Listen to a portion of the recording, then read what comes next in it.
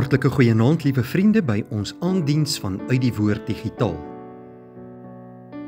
Mag die Here vanaand vir ons by hierdie baie besondere geleentheid ryklik seën en in ons harte werk deur die Heilige Gees. Dankie dat U vanaand by ons inskakel. Kom ons word stil voor die Here. Ons slaan ons oë op na die berge. Waar sal ons hulp vandaan kom? Ons hulp is van die Here wat hemel en aarde gemaak het, wat trou bly tot in alle ewigheid en nooit laat vaar die werke van sy hande nie. Geliefdes, genade, barmhartigheid en vrede vir u, van God onse Vader en van Jesus Christus onse Here, deur die kragvolle werking van die Heilige Gees. Amen. Ons skriflesing kom vandag uit die woord van die Here uit Efesiërs hoofstuk 5. Ons gaan lees vers 15 en 16. Pas dan op, dat julle nougeset wandel, nie as onwyse nie, maar as wyse, en koop die tyd uit, omdat die dae boos is. Broeder en suster in ons Here Jesus Christus, daar is 2 datums wat aan elkeen van ons se lewens gekoppel word. Jou geboortedatum en jou sterfdatum. 2 datums met 'n kort, kragtige streepie tussenin. 'n Streepie wat simbolies is van hoe kort die lewe werklik is. Ons weet almal vandag wat die eerste datum van ons lewe is. Die eerste datum wat op ons grafsteen gaan staan. Maar wat is die tweede datum? Ek sou dit ook anders vanmôre kon vra. Wanneer gaan jy sterf? Oor 40 jaar? Oor 10 jaar? Dalk nog in hierdie jaar? Volgende maand of dalk nog in die komende week? En as dit in die komende week sou wees, broeder en suster, wat is daar wat jy graag nog in jou lewe sou wou doen? Iemand het dit eendag anders gestel toe hy geskryf het oor hierdie saak. Hy het gesê, as jy op jou sterfbed lê, wat sou jou laaste wens wees? En dan, broeder en suster, as jy die antwoord op hierdie vraag gegee het, moet jy voortgaan deur te sê, ek moet dit nou gaan doen. Gaan doen die antwoord op hierdie vraag, want dit kan dalk môre te laat wees. Ongelukkig of dalk gelukkig, broeder en suster, weet ons nie wat die tweede datum op elkeen van ons se grafsteen gaan wees nie. En wat ons wel weet, is dat ons nou vandag kan weet, dat daar 'n streepie is. 'n Streepie wat vir ons aandui tot wanneer ons gaan lewe. Die vraag is, wat maak ons daarmee? Hoe benut ons hierdie kort streepie, wat die aardse deel van ons lewe uitmaak? Wat maak ons met ons tyd en met die geleenthede wat ons elke dag uit genade uit die hand van die Here ontvang? Sug ons daaroor? Kla ons oor die moeilike omstandighede, oor die swaar kry, oor die krisisse, oor die uitdagings, oor die probleme? Stel ons dit dalk uit, dit wat ons dalk moet doen tot 'n latere oomblik? Wens ek altyd ek kan by 'n punt kom in my lewe om gelukkig te wees? My liewe broeder en suster, somtyds wens ons die lewe om en kom ons nooit uit by die dinge wat ons graag wil doen nie. Gebruik ons tyd om positiewe, opbouende dinge te doen vir die Here? Of is ons besig om tyd te mors in ons lewe op onsinnighede? Of is ons besig om verkeerde dinge te doen wat nie tot die eer van die Here is nie? Benut ons die streepie in ons lewe of mors ons dit? Want een ding moet ek en jy vandag baie goed weet, so aan die einde van 2025, in hierdie laaste maand van hierdie jaar. Een ding moet ek en jy baie goed weet. Die streepie van ons lewe het 'n einde. Dit is waaroor Paulus hier in Efesiërs 5, vers 15 tot 16 aan die Efesiërs skryf, wanneer hy sê, wees baie versigtig hoe julle lewe. Nie as onwyse mense nie, nie as onverstandige mense nie, maar lewe verstandig as wyse mense. Maak die beste gebruik van elke geleentheid, want ons lewe in goddelose tye. 'n Ander vertaling, broeder en suster, vertaal hierdie verse ook pragtig deur te sê, wees baie versigtig hoe julle lewe. Leef soos mense wat weet wat God van 'n sinvolle lewe verwag. En nie soos mense wat niks daarvan weet nie. Moenie jou tyd mors nie. Maak gebruik van elke geleentheid. Maak die beste gebruik van elke geleentheid wat jy kry. Want ons leef in moeilike en slegte tye.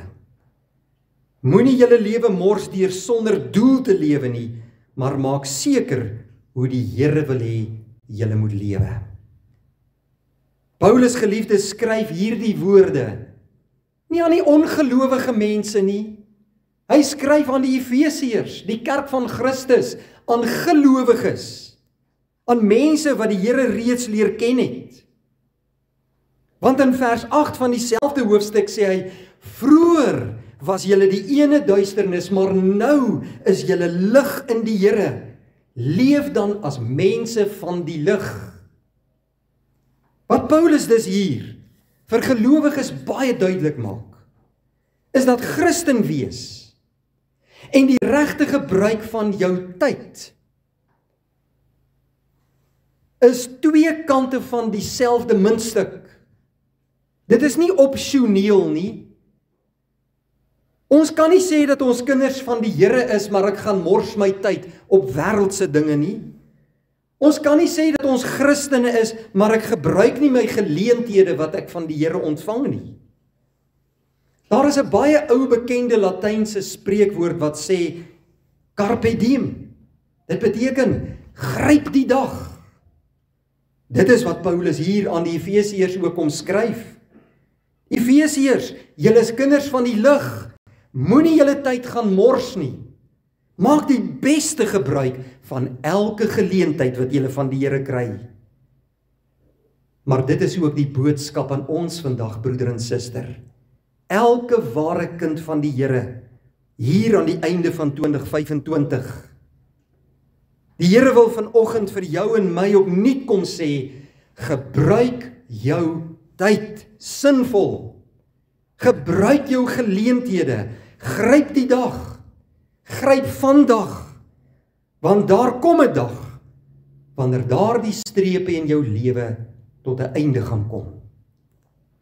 Meer nog, dit is ook deel van jou getuienis as Christen. En kom ons sê maar reguit vir mekaar vandag, broeder en suster, elkeen van ons moet kies. Die blote feit dat jy 'n Christen is, beteken nie dat jy outomaties goeie werke gaan doen en al jou geleenthede gaan gebruik nie. Ook nie dat jy dit reg gaan gebruik nie. Dit is jou keuse. Jy's 'n Christen, maar jy moet kies om goed te doen. Jy moet kies om vir Jesus te leef elke dag. Dit is jy en ek wat moet besluit of ons dit gaan gebruik en hoe ons dit gaan gebruik. Daarom sê Paulus nie net gebruik julle geleenthede nie, maar hy gaan voort en sê baie duidelik hoe ons dit moet gebruik. Hoe moet jy en ek hierdie tyd gebruik? In vers 18 sê Paulus, moet julle nie aan drank te buite gaan nie, want daarmee gaan losbandigheid gepaard. En wat bedoel hy daarmee? Gewoon dat ons nie ons tyd moet mors deur met verkeerde dinge besig te wees nie. Want dit is juis dan dat geleenthede by ons verbygaan en ons nie die wil van die Here uitvoer nie.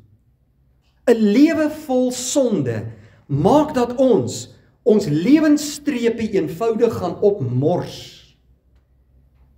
Miskien sou jy vandag wou sê, maar dominee, ek drink myself nie dronk nie, en ek doen geen vreeslike sondes in my lewe nie, ek lewe nogal eintlik goed. Miskien is jy dalk reg, maar in elkeen van ons se lewe is daar baie ruimte vir verbetering. Maar dis nie alwaaroor dit gaan in hierdie teks van vanmôre nie. Dit gaan nie net oor wat ons verkeerd doen met ons tyd nie, maar ook wat ons nie daarmee doen nie. Want tyd, broeder en suster, leen hom ongelukkig ook tot ander misbruike, wat maak dat ons God se doel met ons lewe totaal en al mis. Wat maak dat ons geleenthede wat die Here aan ons gee, eenvoudig laat verbygaan. Waarskynlik is die manier waarop ons tyd bestuur en spandeer een van die grootste probleme van ons tyd. Ouers wat besig is om tyd aan hulle kinders te gee, maar nie by die dinge van die Here uitkom nie. Mans wat hulle vrouens afskeep, en vrouens wat hulle mans afskeep, wat lei tot huwelike wat te gronde gaan. En terwyl ons op daardie punt is, broeder en suster, manne, die Bybel leer baie duidelik, dat die man die hoof is van die huis, volgens Efesiërs 5 vers 22 en verder. Moenie dat jou vrou die broek dra nie. Die Here het jou aangestel as hoof van jou familie. Ons elkeen het 'n rol en 'n taak en 'n funksie binne die huwelik en binne ons families gekry. Hou daarby. Die vrou is nie die hoof van die huis nie. Sy het haar taak, haar plek en haar funksie. Ons waardeer dit wat hulle doen. Maar jou vrou neem nie namens jou gesin besluite nie. Jy is die man van die huis. Die Here het jou aangestel as hoof van jou huis. Jou vrou skryf jou nie voor nie. Dit beteken nie, jy gebruik jou vrou as 'n skroplap of 'n vloerlap nie. Jy moet haar met liefde, deernis en respek behandel, maar jy as man moet leiding gee as hoof van jou huis in opdrag van Jesus Christus. Huwelike, kinders, vriende, is geskenke uit die hemel self. En as die Here dit aan jou gee, en jy dit verwaarloos, of nie sy wil daarmee nakom nie, dan is dit sonde. Dan mors ons lewensstreepie op. Ons is dikwels so besig met onsself en ons eie belange en ons eie behoeftes, met ons werk en om beter te groei en sterker te word en hoër te staan in die lewe. Ons is so soms behep met al die geleenthede wat ons vir onsself geskep het en wat dalk glad nie die wil van die Here vir jou lewe is nie. Dat ons God se geleenthede soms totaal en al mis. En as jy op 'n dag agterkom, jy ken nie meer jou kinders nie, of totaal vervreemd geraak het van jou man of jou vrou, dan wonder ons skielik, hoekom is die lewe so sinloos en betekenisloos en leeg? As die Here vandag vir ons as sy kinders kom sê, gebruik elke geleentheid, dan beteken dit nie werk harder en meer en skep jou gesin en die mense rondom jou nog meer af nie. Dan beteken dit nie dat jy net nog meer jou eie behoeftes daarop moet fokus nie. Dit beteken dan om deur God se bril na geleenthede te kyk en sy wil daarin raak te sien. Hoe kyk 'n mens deur God se bril na die lewe? Vers 18 en 19 stel dit so: laat jou hele lewe eerder deur die Gees beheer word.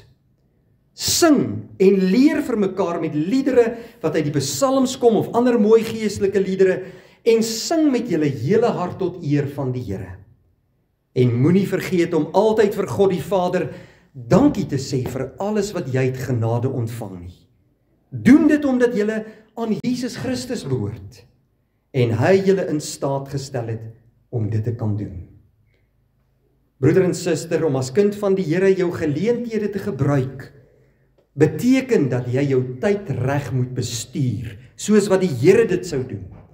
Dit beteken om op die Here gefokus te wees. En wanneer ons dit doen, dan gaan dit in die eerste plek oor jou verhouding met die Here. Paulus sê, as jy die streepie van die lewe optimaal wil gebruik in jou lewe, moet jy sorg dat jou hele lewe deur die Heilige Gees en deur God beheers word. En as jou lewe deur sy Gees beheers word, sal die Gees jou dring om voortdurend na God se wil te soek en vir hom te lewe. Dan sal jy geleenthede uit God se hand raak sien en nie selfgemaakte geleenthede soek en daarmee besig wees nie. Dan sal jy tyd maak om aan die Here te spandeer. Jy sal jou stilwordtye as geleenthede sien van intieme kommunikasie met God en nie probeer om dit so gou as moontlik af te rammel nie. Word rustig voor God, spandeer tyd saam met God, luister na God. Jy sal geleenthede kry om vir die Here in sy koninkryk te werk en dan moet jy dit met albei hande aangryp en nie daaroor sug of kla nie. En as jy die geleenthede om met die Here besig te wees begin gebruik, as jy jou hemelse prioriteite reg kry, dan kom jou aardse prioriteite ook reg. En dan word jou huwelik skielik belangriker as jou werk, en jou kinders en jou geestelike behoeftes, en die belangrikheid om jou vir Jesus elke dag toe te wy, en om sy hart vir jou lewe te gaan uitleef, belangriker as sport en allerlei ander aktiwiteite. Dan leer jy weer om opnuut die waarde van vriendskappe te waardeer. En dan kom daar balans in jou lewe. Broeder en suster, ek sluit af. Jy gaan regtig moet besin oor jou lewe, so aan die einde van hierdie jaar. Jy sal moet besin daaroor. Gaan jy regtig op jou sterfbed wens dat jy meer ure kon werk of dat jy langer op jou selfoon kon spandeer of langer TV kon kyk? Ek glo nie dit sal een mens se wens wees nie. Die Here sê vandag vir jou en my, kyk deur my oë na jou lewe en na jou geleenthede en beantwoord hierdie vraag. Is jy tevrede dat jy genoeg tyd aan die Here spandeer? Die Here sê vandag aan jou en my, kyk deur my oë na jou lewe en maak seker jy doen my wil. Benut jou tyd om volgens sy wil te leef en gebruik elke geleentheid ten volle tot die eer van sy naam. Gryp die dag, gryp die uur, gryp elke minuut, want elkeen van ons is op hierdie oomblik besig om nader aan die einde van ons streepie te kom. En mag die Here daardie dag vir jou sê, goeie en getroue dienskneg, kom in die vreugde van jou Heer. Mag die Here ons vandag tot nuwe nadenke bring oor ons lewe en kom ons wy ons so elke dag aan hom toe. Kom ons bid saam. Here, dankie dat ons vanmôre vanuit u woord hierdie boodskap kon hoor, wat lewensveranderend is, wat kragtig is, en wat ons tot nuwe nadenke bring oor ons lewe. Ja, Here, inderdaad leef ons in uitdagende tye. Daar is soveel dinge wat oor elkeen van ons lewenspad spoel, sonder ons beheer. En daar is 'n wêreld wat ons wil opslurp. Maar Here, U is ons koning. U is in beheer. Help ons om ons fokus op U in te stel en om die tyd uit te koop. Laat ons tyd sinvol gebruik. Want Here, elkeen van ons, sy lewensstreepie gaan tot 'n einde kom.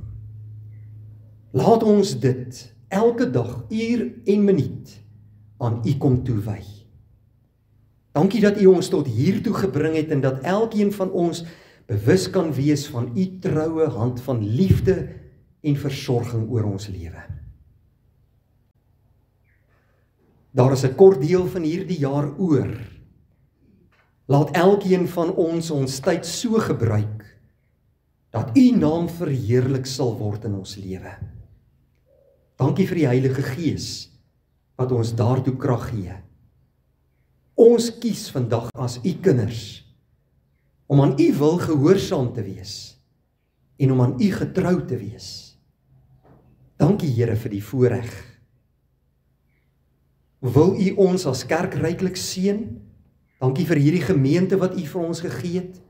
Families in Christus wat U baie liefhet. Dankie vir 'n kerkraad wat hard werk en saamwerk in liefde en deernis. Bind ons almal saam in die band van liefde, Here. Dat ons saam as U kinders sal bou aan U koninkryk en dat U naam altyd verheerlik sal word in ons midde. Ons bid dit alles nie omdat ons dit verdien nie, maar uit genade alleen. In Jesus Christus se naam. Amen.